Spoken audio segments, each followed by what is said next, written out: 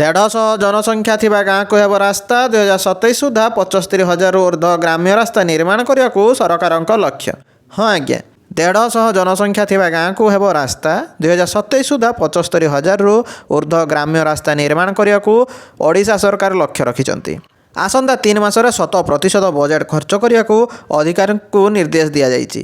Budget ଖର୍ଚ୍ଚ ନେଇ ଗ୍ରାମ୍ୟ ଉନ୍ନୟନ ବିଭାଗର ସମୀକ୍ଷା ପରେ ବିଭାଗୀୟ ମନ୍ତ୍ରୀ ରବି ନାରାୟଣ ନାୟକ ନିର୍ଦ୍ଦେଶ ଦେଇଛନ୍ତି।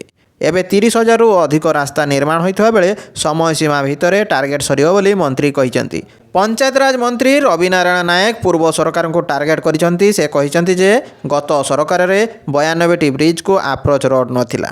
ବିଜେପି ସରକାର ଆସିବା ପରେ 50ଟି ବ୍ରିଜ୍ ପାଇଁ ଜମି ଅଧିଗ୍ରହଣ ସରିଲାଣି। ଏବେ ସୁଦ୍ଧା 53% ବଜେଟ୍ ଖର୍ଚ୍ଚ ସରିଥିବା ବେଳେ 3 ମାସରେ 100% ଖର୍ଚ୍ଚ କରିବାକୁ ଅଧିକାରୀମାନଙ୍କୁ ନିର୍ଦ୍ଦେଶ ଦିଆଯାଇଛି। ପଞ୍ଚାୟତ ନିର୍ବାଚନ ପାଇଁ ସରକାର ପ୍ରସ୍ତୁତ ଅଛନ୍ତି। ସେହିପରି ପଞ୍ଚାୟତ ନିର୍ବାଚନକୁ ନେଇ ମନ୍ତ୍ରୀ କହିଛନ୍ତି ଯେ ନିର୍ଦ୍ଧାରିତ ସମୟରେ ନିର୍ବାଚନ ହେବ। ଏଥିପାଇଁ ରାଜ୍ୟ ସରକାର ପ୍ରସ୍ତୁତ। ଜନଗଣନା ଶେଷ ପରେ ଚୂଡ଼ାନ୍ତ ତଥ୍ୟ ପ୍ରଦାନ କରାଯିବ। ପଞ୍ଚାୟତ ପୁନଃଗଠନ ଆବଶ୍ୟକ ରହିଛି। ଏବେ ସ୍ଥଗିତ ରହିଛି। ଜନଗଣନା ସରିବା ପରେ ପୁନଃଗଠନ ପ୍ରକ୍ରିୟା ଆରମ୍ଭ ହେବ।